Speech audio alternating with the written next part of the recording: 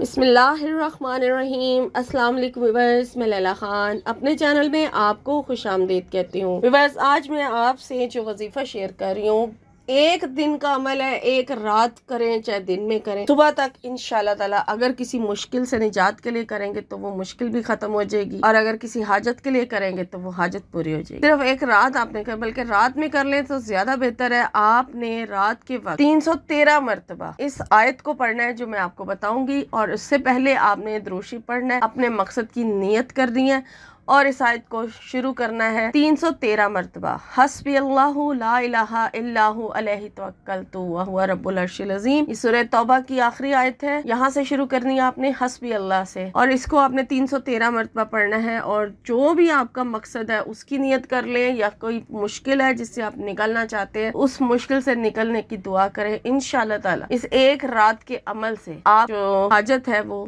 जरूर पूरी हो जाएगी इंशाल्लाह, और मुश्किल है तो उससे आपको निजात मिल जाएगी। आमीन।